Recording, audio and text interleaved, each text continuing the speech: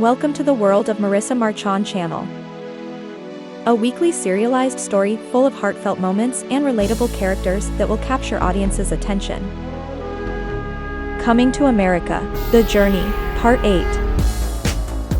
The dating game. Dating as a teenager was exciting and challenging, no matter what era you were in. Sneaking out to meet on a date required careful planning and creativity, hoping your parents wouldn't find out. It often involved crafting elaborate stories to cover your tracks. When you were young, romance was more about having fun and getting to know your crush. It was less about finding someone to settle down with. Dating was more about the adventure than the relationship itself. Junior and I learned to navigate dating under the radar. He drove from Kalihi to Waipahu to see me after work and then drove home. His visits were daily until I told him to limit them. I knew it was exhausting for him to make such a long drive every day just to see me for such a short time. However, I was also running out of money to buy Edith ice cream at the Tsumoto store to bribe her into coming with me.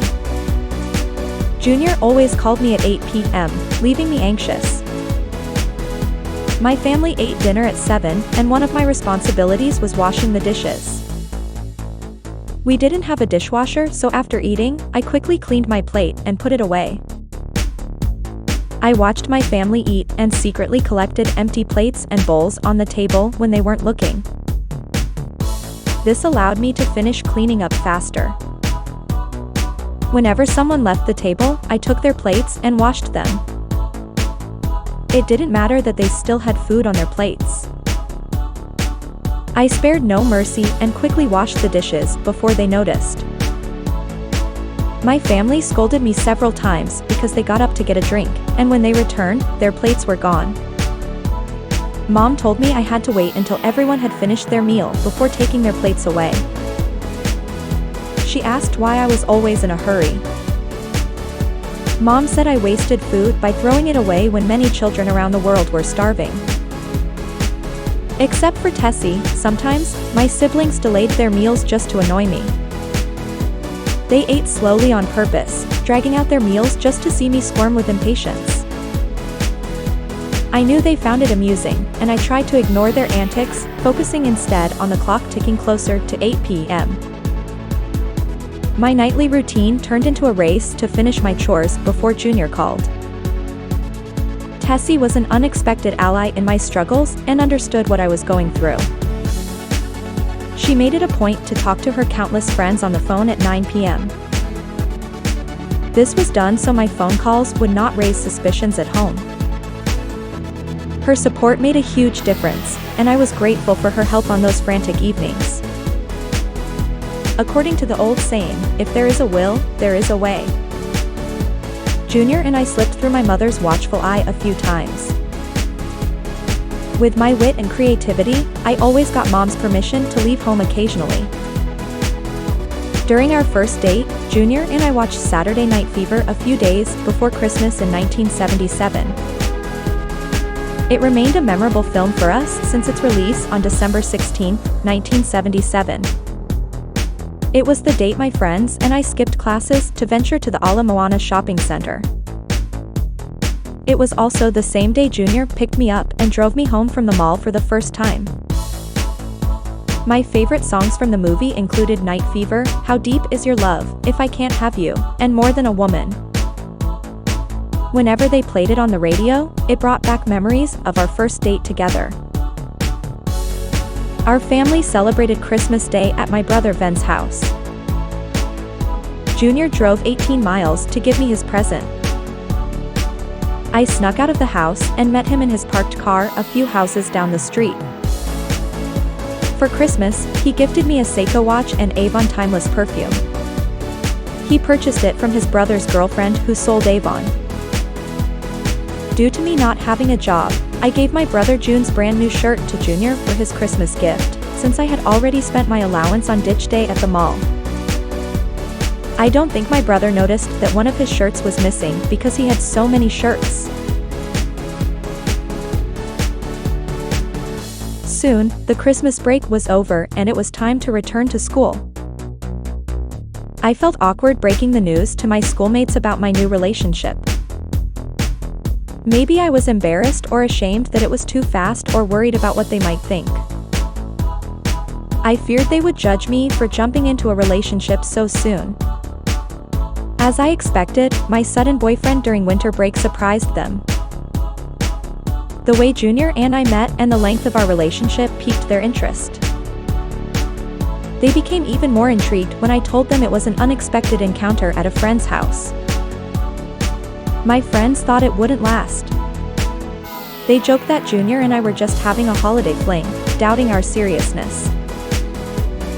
But a sudden turn of events led to my friends' hearts breaking. It was easy for them to move on from me as they pursued new relationships. Junior and I survived our 10-minute date. My tomboyish self suddenly grew up. I was still against makeup, but I started paying more attention to my appearance.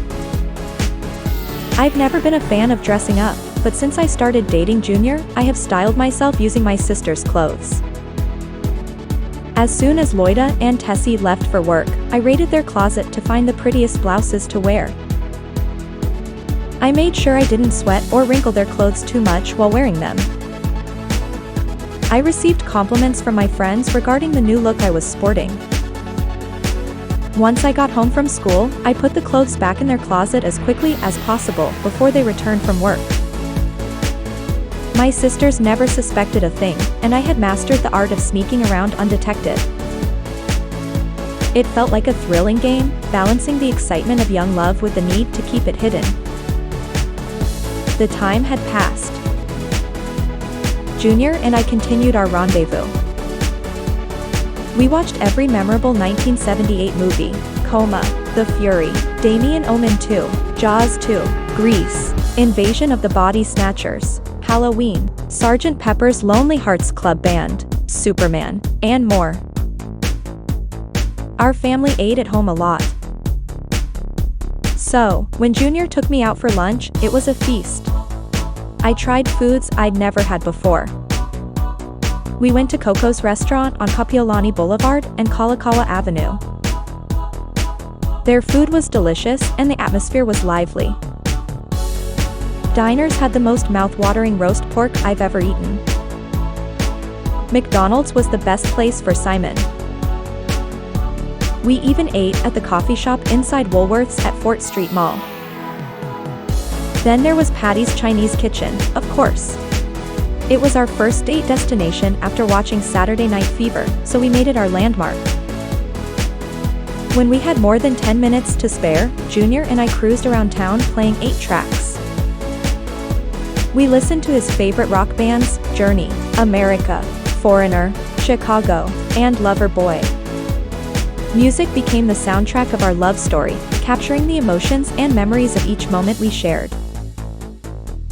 Every song held a special meaning, marking the highlights of our relationship and creating an unspoken bond between us. The melodies and lyrics intertwined with our experiences, making each encounter feel like a scene from our own romantic movie. Every time these songs were played on the radio, I knew where Junior and I were.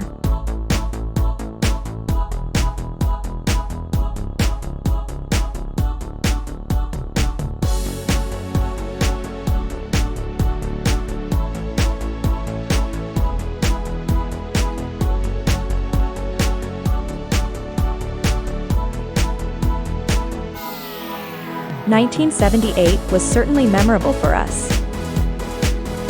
Little did we know that those joyous times would soon be overshadowed by unforeseen circumstances. Life tossed unexpected challenges at us, and before we knew it, Junior and I faced an event neither of us had anticipated. Tune in next week to see how this exciting story continues from Marissa Marchan channel. Please check out my channel trailer video to learn more about the exciting content you can expect from my channel. Your support means the world to me. I write young adult, new adult, and middle grade fiction. For more information about my work, visit marissamarchan.com. Don't forget to watch my other videos. Thank you.